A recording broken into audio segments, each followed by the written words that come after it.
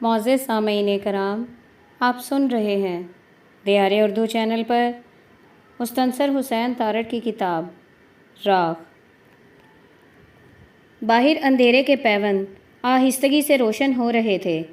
ستمبر کے چاند کی کرنیں اگرچہ مدھم تھیں، لیکن اہل لاہور اپنے صحنوں میں سفید پھول رکھتے جھجکتے تھے کہ کہیں دشمن جہاز اندھیرے میں ان کی سفیدی کا تعین نہ کر لیں۔ اس صبح مشاہد ایک خصوصی اجازت نامہ حاصل کر کے BRB نہر کے کنارے تک گیا تھا۔ نہر کے پار ہندوستانی فوج کی نقل و حرکت بآسانی دیکھی جا سکتی تھی۔ انہیں ادھر آنا تھا اور لاہور کے جم خانہ کلب میں ایک پٹیالہ پیک پینا تھا۔ ویانا کے محاصرے کے دوران ترک کمانڈر نے اپنے مخالف کو پیغام بھجوایا تھا کہ کل ہم دوپہر کا کھانا آپ کے ہاں کھائیں گے، ذرا مناسب بندوبست کر دیجیے گا۔ شدید لڑائی اور بھرپور حملے کے باوجود ویانا فتح نہ ہو سکا۔ دوپہر ہوئی اور گزر گئی۔ ادھر سے ترکوں کا پیغام آیا کہ آپ آئے نہیں، آپ کا کھانا ٹھنڈا ہو رہا ہے۔ جم خانہ کلب لاہور کا بلند اور فانوسوں سے جگمگاتا ہال بھی انتظار کرتا رہا، لیکن ان کا پٹیالہ پیک وہیں کسی میز پر پڑا رہا اور شاید اب تک پڑا ہے۔ BRB کے کنارے بہت دھول اور بہت دشت تھی۔ جنگ کا لفظ کسی سرسوں کے کھیت کی زردی کو بھی خوف سے بھر دیتا ہے۔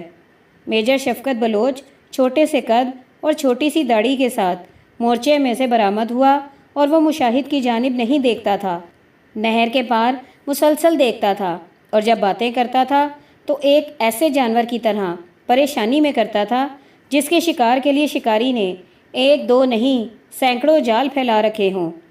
7 کمروں والی کوٹھی کی ویرانی ابھی نئی تھی۔ مردان کاکول اکیڈمی میں زیر تربیت جینٹل مین کیڈٹ تھا، اور مشاہد ہر ماہ اس کے پسندیدہ چاکلیٹ اور تاریخ کی کتابیں لے کر ایبٹ آباد جاتا تھا۔ چند لمحے اس کی اداسی دور کرنے کی کوشش میں اسے تسلی دے کر اسی روز واپس آ جاتا تھا۔ تو باہر ستمبر 1965 کا بلیک آؤٹ تھا۔ اہل لاہور جنگ کے اس جان انگیز کھیل کو انجوائے کر رہے تھے، صرف اس لیے کہ یہ کھیل پہلی بار کھیلا جا رہا تھا۔ وہ ابھی تک ایک مکمل جنگ کی تباہی سے ناآشنا تھے۔ وہ نہیں جانتے تھے کہ جب جنگ دنوں کو عبور کر کے مہینوں اور برسوں میں داخل ہوتی ہے تو کیا ہوتا ہے۔ جب لاہور، کراچی اور پشاور کھنڈر ہو جاتے ہیں تو کیا ہوتا ہے۔ ایک محدود جنگ ایک قسم کا جذباتی رومان ہے جس میں آپ کا جذبہ حب الوطنی بغیر کسی خدشے کے پروان چڑھتا ہے، اور آپ وطن کی آزادی کی جنگ میں بآسانی سرخرو رہتے ہیں۔ یہاں لوہاری دروازے کے اس بازار تک سکھ سردار کی بگی آیا کرتی تھی۔ وہ اترتا تھا اور بگی واپس چلی جاتی تھی۔ اس جھروکے سے دارو اس خالی بگی کو جاتے دیکھتی تھی۔ مشاہد جی، اس نے اندھیرے میں آواز دی، ایک ایسی آواز جس کا چہرہ نہ دیکھا جائے تو اس میں شدید سپردگی کی خواہش تھی۔ میں ایک موم بتی جلا لوں؟ ہاں، اس نے کہا۔ موم بتی کے روشن ہوتے ہی پوری حویلی میں آشنائی اور شناسائی کی سفید کلی پھرنے لگی۔ صرف ایک لو جھروکوں شیش محل، صرف ایک لو جھروکوں شیش محل کمروں، فواروں اور ان پر کھلتی کھڑکیوں کو روشن کرنے لگی۔ آپ ذرا ادھر بالکنی میں جا کر بیٹھ جاؤ جان۔ نورا نے سر جھٹک کر ایک آنکھ بند کی اور وہ کم روشنی میں بھی نظر آئی کہ ایک ادائے دلبرانہ تھی۔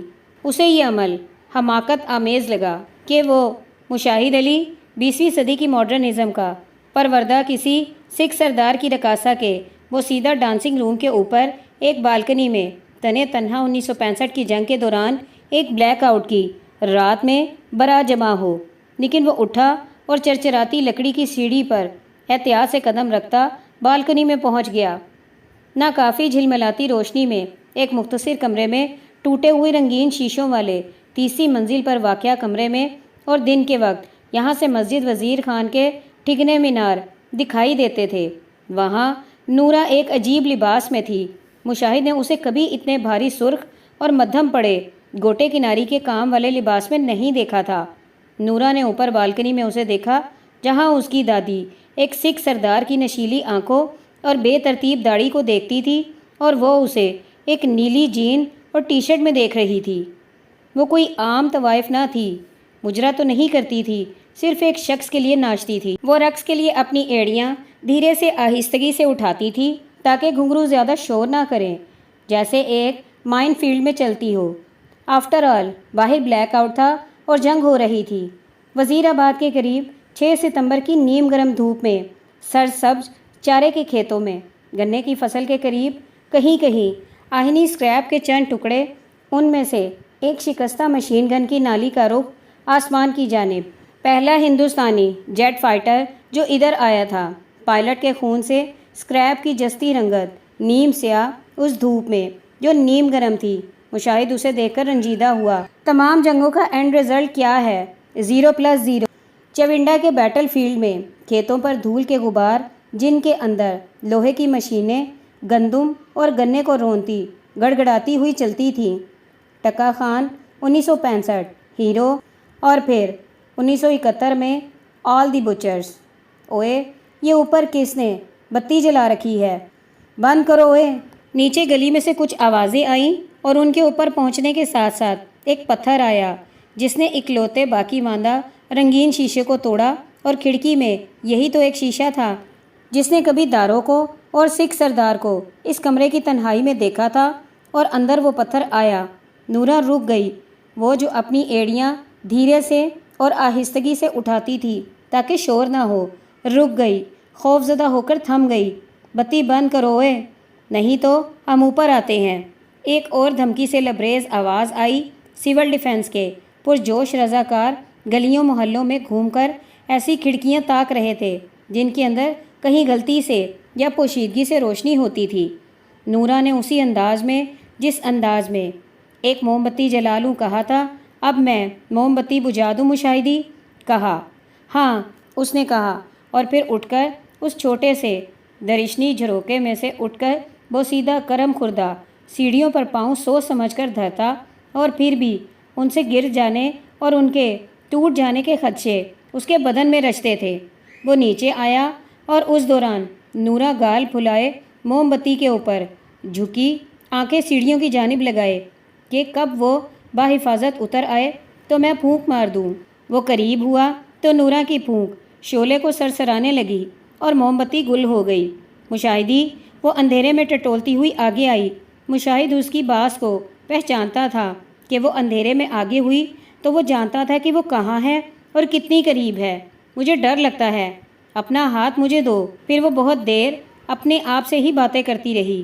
بلاول بٹ کے ہمراہ اس کا پہلی بار آنا، اور اس نے چند روز سے پیٹ بھر کے کھانا نہیں کھایا تھا۔ جان، میں نے تمہیں کبھی گاہک نہیں سمجھا، یہ تو تم جانتے ہو نا؟ ہاں، تو جان ناراض نہ ہونا۔ اندھیرے میں اب بھی مشاہد آگاہ تھا کہ وہ کتنے فاصلے پر ہے۔ تمہیں 3 برس ہو گئے ہیں میرے پاس آتے ہوئے، تو تمہیں کبھی خواہش نہیں ہوئی ہیں؟ مشاہد کی جانب سے کوئی جواب نہ آیا۔ میں ذرا وڈیری ہوں، لیکن اتنی بھی نہیں ہیں۔ مشاہد پھر خاموش رہا۔ مشاہد جی، میں رانی ہوں اس حویلی کی، ابھی فیصلہ ہونا ہے۔ میری دادی یہاں راج کرتی تھی۔ کھڑکی کا آخری شیشہ فرش پر کرچیوں کی صورت میں تھا، یا ہوگا کہ دکھائی نہیں دیتا تھا، اور ان میں ان کرچیوں میں جانے کیا کیا صورتیں تھیں جو پنہا ہو گئی، اور جو چوکٹے اور خلا تھے کھڑکی کے، ان کے باہر لاہور کے بلیک آؤٹ آسمان میں بہت دیر دیکھنے سے مسجد وزیر خان کے مینار شائبے سے دکھتے تھے۔ نیلے نین نقش والے مینار اب سرمئی دکھتے تھے۔ یہ وہی آغا صاحب ہیں کہ اگر آپ چوک مزنگ سے چبرجی کی جانب سفر کرتے ہیں، آپ کے دائیں بائیں آگے پیچھے اہل وطن بھی ایک بھگدڑ کے عالم میں سفر کرتے ہیں، تو رکتی اور بامشکل بحالی ہوتی ٹریفک کی غلیظ دلدل میں اپنے آپ کو شدید گرمی میں کوستے، یعنی اگر گرمیوں کا موسم ہے تو جب آپ میانی صاحب قبرستان کی گزرتی قبروں کو دیکھتے ہیں تو وہیں ایک لو پر موصوف کا نام دیکھتے ہیں، اور نقل کتبہ باشد۔ تو جناب آغا حشر سٹائل منظر بدلتا ہے اور 1965 کے بلیک آؤٹ سے براہ راست باقاعدہ پرواز کرتا ہوا 1992 میں آ جاتا ہے۔ کردار وہی رہتے ہیں، وقت بدلتا ہے، یا کرداروں کے چہروں کی جھریاں اور دانت اور باقی رہ جانے والی زندگی کے ماہ و سال بدلتے ہیں۔ البتہ لال حویلی کا سیٹ تقریباً وہی رہتا ہے، صرف گرگابیاں اور کاریگروں کے چہرے ان ہو جاتے ہیں۔ مسجد وزیر خان کے مینار بھی خالی چوکٹوں میں ہیں، اور ایک چوکٹے کا آخری شیشہ جس نے سکھ سردار کی پگڑی کے رنگ جذب کیے تھے 1965 کے بلیک آؤٹ پتھر کی زد میں آ کر کرچی کرچی ہوئے۔ اتنا عرصہ گزر چکا ہے کہ اس ڈانسنگ روم میں کہ جس میں دارو رقص کرتی تھی، فرش پر اس کا ایک ذرہ ایک شائبہ بھی موجود نہ تھا۔ اگر ایک کرچی بھی ہوتی تو اس میں سکھ سردار کی رنگین پگڑی کے رنگ لشکارے مارتے۔ تو ہم 1992 میں آ جاتے ہیں۔ چوڑی ہے مشاہد جی، یہ کیا کہہ رہے ہو؟ چوڑی سے شادی کرو گے؟ ابھی تک اس کی اس سادگی میں ایک شاہانہ پن تھا، حسن کے تکبر کی جھلک تھی جس میں جھریوں میں ڈھلتی ہوئی آنکھیں اور ہلکے تھے راکھ بھرے ہاتھ تھے اور 50 گرگابیوں کی ایڑیاں اور جن سے روز کا دانہ پانی چلتا تھا۔ مجھے برگیتا چاہیے، چاہنے کے لیے شادی کرنا ضروری ہے۔ ہاں، اتنی حیاتی آپ نے یوں ہی گزار دی، اب ادھیڑ عمر میں آئے ہو تو شادی کرنا چاہتے ہو، اور وہ بھی نہ ہے تو چوڑی نہ۔ پہلی بار جب شہر میونک میں نہیں، شہر لاہور میں کرسمس تھی، ظفر علی روڈ کے اس پر آسائش گھر میں، کچی آبادی اور ریلوے لائن کے ساتھ ابھی راڈنی ایسبرگ المعروف لپو ساڈا یسوع اج آیا سی گا چکا تھا، اور باہر کچی دیواروں پر بارش گرتی تھی اور خاموش ہوتی تھی۔ ایک سیاہ فام پگڑی باندھے سوکھے اور بے توقیر شخص کی بھیگی ہوئی مونچھیں جیسے ابھی جوہڑ میں سے نکل کر آیا ہو، کیچڑ بھرا، بے چارہ اور کمینہ۔ صاحب جی، غریب آدمی ہوں۔ میری جنانی نے یکدم ایکو واری 3 بچے جن دیے ہیں۔ اٹھو مشائلہ، انہیں دودھ پلاؤ، مقدس باپ نے تمہیں 2 بچوں کی ماں بنا دیا ہے۔ وہ کالٹو مالٹو سیاہ بدحیت چیتڑے ایک زبردست فرانسیسی سائن کی جھالروں والی کاٹ میں پڑے مشائلہ کے ہاتھوں سے دودھ پیتے رہے، اور متعدد فیڈر پینے کے باوجود ان کے پیٹ بڑے نہ ہوتے تھے، اسی طرح چپکے رہتے تھے۔ چند دنوں بعد جب ان کے سانس چلنے لگے تو وہی سوکھا اور بے توقیر شخص آ گیا۔ صرف اس بار اس کی سفید مونچھیں بھیگی ہوئی نہیں تھیں کہ باہر بارش نہیں تھی، تیز دھوپ تھی، اور وہ ہاتھ جوڑ کر منتیں کرنے لگا، صاحب جی، ان میں سے ایک کاکا ہے، یہ مجھے واپس کر دو۔ میرا ہاتھ بٹائے گا، جھاڑو پکڑ کر صفائی ستھرائی کرے گا، لوگوں کے کوٹھے اتارے گا، باقی کاکی کو بنا شک آپ رکھ لو۔ مشائلہ یقین نہ کر سکی کہ کوئی بھی شخص، چاہے وہ کاموکی کا رہنے والا ہی کیوں نہ ہو، کیسے اپنے 2 بچوں میں صرف بیٹے کی بازیافت میں دلچسپی رکھ سکتا ہے۔ چند ماہ بعد راڈنی ایسبرگ اپنی پوترتا اور اپنے سچ کی آخرت میں یقین رکھتا ہوا مشائلہ اور اس ابھی تک سیاہ بدحیت چیتڑے کے ساتھ سویڈن واپس چلا گیا۔ 5 برس بعد جو تصویر دریائے یوٹا کے کنارے بیٹھے ہوئے ایسبرگ خاندان کی مشاہد کے لیٹر باکس میں سے کرسمس کے دنوں میں ہی برآمد ہوئی، اس میں راڈنی، مشائلہ اور ان کے 2 موٹے تازے بچوں کے علاوہ ایک حیران اور بڑی بڑی آنکھوں والی سیاہ بلکہ کوئلہ سیاہ بچی بھی تھی۔ وہ اب ایک چیتڑا نہ تھی، ایک بچی تھی۔ اور کافی برس بعد جب مشاہد ایک ٹیکسٹائل فیئر میں شرکت کے لیے یوٹیبرگ گیا اور شام کو مختلف کمپنیوں کے بروشر اور اشتہاری پمفلٹ اور ٹیکسٹائل سے متعلق میگزین اٹھائے ہانپتا ہوا اپنے ہوٹل کے کمرے میں داخل ہوا تو اسے خیال آیا کہ یہاں سویڈن کے اس ساحلی شہر میں راڈنی ایسبرگ عرف لپو بھی رہا کرتا تھا، اور وہ ایک زمانے میں اس کا عزیز از جان دوست بھی رہا تھا۔ یہ خیال ظاہر ہے اسے یکلخت نہیں آیا تھا، مسلسل اس کے ساتھ رہا تھا۔ اس نے فون اٹھا کر انکوائری سے ایسبرگ کا نمبر دریافت کیا، اور یہاں ہزاروں ایسبرگ ہیں تو پہلا نام کیا ہے؟ راڈنی۔ جواب آیا، راڈنی بھی بے شمار ہیں، لیکن ہم کوشش کرتے ہیں۔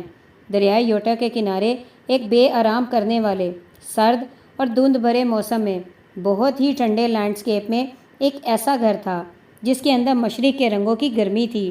راجستھانی پگڑیاں، فیکٹریوں میں وسیع پیمانے پر تیار ہونے والی راجپوت اور مغل منییچرز، پیتل کی دیویاں، آٹیکس کی ایش ٹریز، اونٹ کی کھال کے بدوزہ لیمپ، چنیوٹی میزیں اور سندھی رلیاں۔ ایک پوری دیوار موٹے شیشے کی تھی جس پر کمر جمتی تھی اور سامنے کے منظر کو دھندلاتی تھی، اور سامنے کے منظر میں بھی ایک سرد لینڈسکیپ کے پرے دریائے یوٹا جیسے منجمد ہونے کو تھا۔ ہائے مائی فرینڈ، راڈنی کی داڑھی راسپوٹین کے ہم پلہ ہو چکی تھی، اور اس کی آنکھوں کے گرد ماہو سال کے حلقے تھے، اور دانت جو پہلے ہی زردی مائل تھے اب وہ سیدھا نظر آتے تھے۔ مشائلہ کہاں ہے؟ ہاں مشائلہ، راڈنی نے کھچکی بھری، وہ ذرا دیر سے گھر آتی ہے، لیکن برگیتا موجود ہے اور وہ جانتی ہے کہ تم آ رہے ہو۔ ہم نے اسے تھوڑی سی پنجابی اور اردو سکھائی ہے جتنی ہمیں آتی تھی۔ دونوں بچے سو چکے ہیں، لیکن میرا خیال ہے کہ پرانے وقتوں کی یاد میں تم ہمیں اتنا وقت تو دو گے کہ ہم اکٹھے ڈنر کر سکیں۔ تم میرے پہلے پاکستانی دوست ہو۔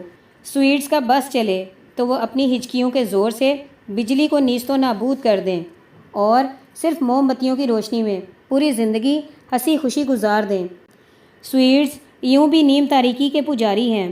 راڈنی نے ڈائننگ ٹیبل پر 5 موم بتیوں کو روشن کیا اور پھر تمام لائٹیں آف کر دیں۔ وہ بہت دیر تک اور بہت غیر ضروری تفصیل کے ساتھ پاکستان میں عیسائیت کے اپنے فرقے کے پھیلاؤ کے بارے میں گفتگو کرتا رہا۔ میز پر خوراک کی ویرائٹی حیرت انگیز تھی۔ اس کا جواز راڈنی کے پاس موجود تھا۔ مشائلہ نے پچھلے 1 برس میں مختلف دعوتوں اور تہواروں کے موقع پر اپنی مشرقیت ثابت کرنے کے لیے تیز مسالوں والے پاکستانی کھانے تیار کیے تھے اور ان میں سے کچھ بچا کر ان کے پیکٹ بنا کر فریزر میں محفوظ کر لیے تھے۔ ان میں بینگن گوشت بھی تھا جو مشاہد نہایت رغبت سے کھا رہا تھا۔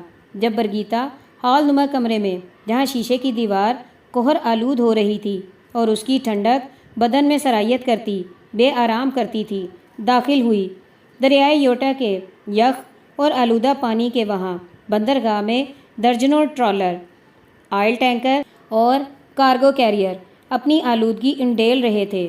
اندر اس شیشے کی دیوار کے اندر راڈنی ایسبرگ کے گھر کے اندر یہ پانی اتنی آہستگی سے داخل ہوئے جیسے وہ بھی ڈنر پر مدعو تھے۔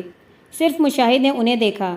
مشرقی دستکاریوں اور گوڑے رنگوں کے درمیان وہ پانی رواں تھے اور ان کے درمیان برگیتا کا سیاہ جسم تھا جو اس نے دیکھا، جو اس تک بہتا ہوا آیا۔ ان کی یک بستگی میں اس لمحے بھاپ اٹھتی تھی جب وہ ان کے پس منظر میں چلتی ہوئی آئی۔ کھڑکی سے باہر سلیٹی اور سیاہ لینڈسکیپ میں کوئی سفید شگوفہ نہ تھا جو اس کی گود میں گرتا۔ یہ وہی چیتھڑا ہے 25 برس پہلے کا۔ ظفر علی روڈ کی رات میں برستی بے آواز بارش میں ایک بے حیثیت گیلی مونچھوں والے شخص کی اولاد، کیا وہی اس کے سامنے ہے جسے وہ دیکھتا چلا جا رہا ہے؟ ایک بے بسی اور لاچارگی کے عالم میں وہ اٹھا اور اس کی جانب بڑھا، اپنا ایک ہاتھ کسی پنجابی بزرگ کی طرح آگے کیے اس کے سر پر پیار دینے کے لیے کہ اس عمر کی لڑکیوں کو ایسے ہی شفقت اور بزرگی سے پیار دیتے ہیں۔ اور پھر وہ رک گیا۔ اس کے جذبات کا دھارا بالکل مخالف سمت کو بہہ رہا تھا۔ وہ رک گیا۔ برگیتا نے مڑ کر اپنے باپ راڈنی ایسبرگ کی طرف سوالیہ نظروں سے دیکھا اور پھر کہا، جس کا ترجمہ راڈنی نے آسان اردو میں کر دیا، میری بیٹی یسوع کی یہ پاکستانی بھیڑ کہتی ہے کہ وہ ایک پاکیزہ ہنسی ہنسا۔ اس شخص کا رنگ مجھ جیسا ہے۔ ایک چوڑی سے بیاہ کرو گے مشاہد چودھری جی؟ مشاہد بہت دیر چپ رہا۔ وہ مشورہ کرنے آیا تھا۔ اس کا خیال تھا کہ نورا ایک نیوٹرل آبزرور کی حیثیت سے درست رائے دے گی، لیکن واضح طور پر وہ بھی ایک پارٹی تھی۔ برگیتا ایک سویڈش لڑکی ہے، مکمل طور پر۔ اس نے تو پاکستان دیکھا بھی نہیں، پر ہے تو کاموں کی کے چوڑے کی بیٹی۔ مشاہد جی، چاہے سویڈن میں کھا پی کے جوان ہوئی ہے، کن بکھیڑوں میں پڑ گئے ہو، عشق تو کوئی چیز نہیں ہے۔ اس کی آواز میں اتنی سختی اور قطعی آخریت تھی کہ نورا ڈر گئی۔ ہے، مجھے برگیتا چاہیے۔ اب تک لال حویلی کی ملکیت کا فیصلہ ہو چکا تھا۔ پہلے اکبری منڈی کے ایک آڑتی نے اسے گرم مسالے، ہلدی اور مرچوں کے گودام کے طور پر کرائے پر حاصل کیا، لیکن فوراً ہی نئے مالکوں کو چند متمول موچیوں نے دگنا کرایہ آفر کر دیا۔ اب وہاں گرگابیاں بنتی تھیں اور اسے فیکٹری کہا جاتا تھا۔ نورا کی گاہکیاں اختتام پذیر ہوئے مدت ہو چکی تھیں۔ وہ اپنے پیشے سے مطابقت رکھتے ہوئے فکرے فردہ سے آزاد رہی۔ فیکٹری قائم ہوئی تو کچھ ہاتھ پلے نہ تھا، کوئی ٹھکانہ نہ تھا۔ چنانچہ روزانہ 40-50 گرگابیوں کی ایڑیاں جرمن سلیج کے ساتھ اور روٹی پانی کا بندوبست۔ نورا سر جھکائے، آنکھوں کے گرد ہلکے اور کم دانتوں والے، منہ پر جھریاں برے ہونٹ لٹکتے ہوئے۔ بس کبھی کبھار مشاہد جی آ جاتے۔ کاریگر، جن میں سے بیشتر چمار تھے، اسے شک کی نظروں سے دیکھتے، کیونکہ جب وہ چلتی تھی تو اس کی پشت سے قطعی طور پر عمر کا اندازہ نہ ہوتا تھا، اور جوان کاریگر ایک بار تو دھوکہ کھا کر اپنے بدن کو اینٹھتا ہوا محسوس کرتا تھا۔ جے فیصلہ کر کے آئے ہو مشاہد جی تو پھر مجھ سے کیوں پوچھتے ہو؟ بسم اللہ، عشق چیز ہے۔ مشاہد کی آواز بہت بھرائی ہوئی تھی کہ اس کے سامنے برگیتا کی سیاہ جنبش اور بڑی بڑی آنکھیں تھیں۔ ہوگی، راگ بھرے ہاتھوں نے اپنے آپ کو جھٹکا۔ یہ جو سیاہ اور پوشیدہ آنکھوں والیاں ہستی تھیں اپنے برقعوں کے پلوؤں میں، اور جن کے چھریرے بدن ابھی پھوٹتے تھے زور لگا کر موسم آنے سے بہت پہلے ہی ٹہنیوں میں سے ابھرتے ہوئے، تو یہ اندرون شہر کی نیم خواندہ لاہورنیں تھیں، اور ان کے دلوں کے اندر ہی اندر عشق شاہ حسین والی دھمال ڈالتا تھا۔ اور یہ وہی کھوئیاں تھیں جہاں سے عاشق پانی بھرتے تھے، پر نہیں، ایک اور کھوئی بھی تھی جہاں سے مشاہد پانی بھرنا چاہتا تھا۔ جنہ کھوئیاں تھے پرن مشوق پانی، برگیتا۔ دونوں باجیوں پر فی الفور اور بیک وقت غشی کے دورے پڑ گئے۔ غش کھانے سے پیشتر انہوں نے اپنے سینوں پر 2 تھپڑ مار کر بیان کیے، ہائے ہائے چودھری اللہ داد کا بڑا بیٹا، ہمارا بھائی، اور ہائے ہائے چوڑی کو گھر لا رہا ہے۔ مناسب وقفوں کے بعد وہ غشی سے ہوش میں آتی، متعدد ٹیشوز گیلے کرنے کے بعد 7 اپ یا کوکا کولا کی ایک بوتل پینے کے بعد پھر بے ہوش ہو جاتی۔ آہستہ آہستہ ان کے لیے مزید غش کھانا ممکن نہ رہا، اور وہ ماتھے پر ہاتھ رکھ کر چارپائیوں پر آلتی پالتی مارے سپارہ پڑھنے والے بچوں کی طرح آگے پیچھے ہلتی بیان کرنے لگی، اور دیر تک کرتی رہی۔ مردان کراچی سے لاہور آنے والی سست ترین ٹرین میں بیٹھا، ہچکولے کھاتا، دھول پھانکتا اپنے آپ میں ہنس رہا تھا، خوش ہو رہا تھا۔ بھائی جان حیران پریشان، اور جنگل بیابان، بالآخر ایک عدد بھابھی، اور وہ بھی سویڈش، پاک سرزمین شاد باد۔ برگیتا ایک عجوبہ تھی، نیوٹے ورگ میں سیاہ رات جیسی سیاہ وہ بچی جس کے نئے نقش آسٹرو مینگو لائٹ تھے۔ ایک عجوبہ تھی، بلکہ ایک غیر فطرتی چیز تھی کہ سویڈن میں ہر شے، ہر رنگت سفید اور بے رنگ تھی۔ ان میں مڈ سمر نائٹس بھی سفید تھیں۔